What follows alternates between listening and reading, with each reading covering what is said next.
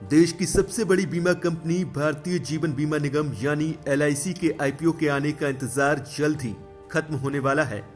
IPO को launch करने को लेकर सरकार एक्शन मोड में आ गई है। बीमा रेगुलेटर एडा से मंजूरी मिलने के बाद आखिरकार कंपनी ने मार्केट रेगुलेटर सेबी के पास IPO के लिए ड्राफ्ट पेपर दाखिल कर दिया है।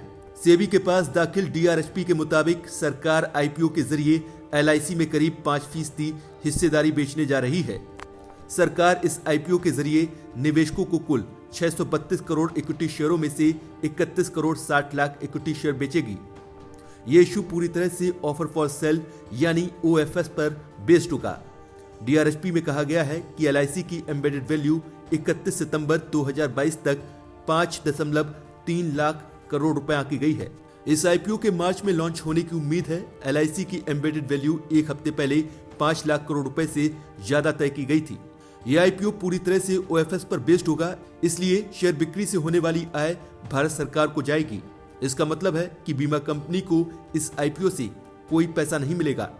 LIC के IPO में क्वालिफाइड इंस्टीट्यूशनल बायर्स के लिए 50% हिस्सा रिजर्व होगा, तो वहीं IPO का 15% से ज्यादा हिस्सा नॉन इंस्टीट्यूशनल इन्वेस्टर्स के लिए रिजर्व होगा।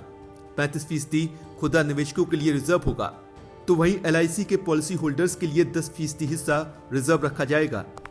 इसका मतलब यह हुआ कि LIC के पॉलिसी होल्डर्स के पास LIC में बिड पाने के ज्यादा चांसेस होंगे। पॉलिसी होल्डर्स को इशू प्राइस पर डिस्काउंट देने के लिए LIC एक्ट में जरूरी संशोधन किया जा चुका है। इस IPO में LIC के कर्मचारियों के लिए भी कुछ हिस्सा रिजर्व रखा जा सकता है। LIC का IPO आने से पहले इसकी वैल्यूएशन को लेकर लंदन के ब्रांड फाइनेंस की रिपोर्ट में कुछ दिलचस्प जानकारी सामने आई है।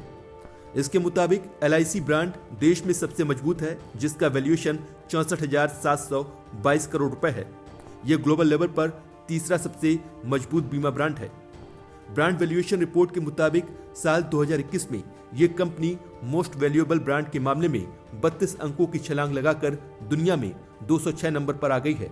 LIC भारत की अकेली बीमा कंपनी है जो दुनिया भर की टॉप 10 बीमा कंपनियों की लिस्ट में शामिल है। सरकार के लिए LIC का IPO काफी अहम है, क्योंकि इसके जरिए वो अपने संशोधित 78,000 करोड़ रुपए के विनिवेश लक्ष्य को हासिल करना चाहती है और राजकोषीय घाटे को नियंत्रण में रखना चाहती है। इस वित्तीय वर्ष में अब तक सरकार विनिवेश के जरिए 12,000 करोड़ रुपए जुटाने में सफल रही है। ऐसे में टारगेट अचीव करने के लिए सरकार की सारी उम्मीदें LIC IPO पर टिकी हुई हैं।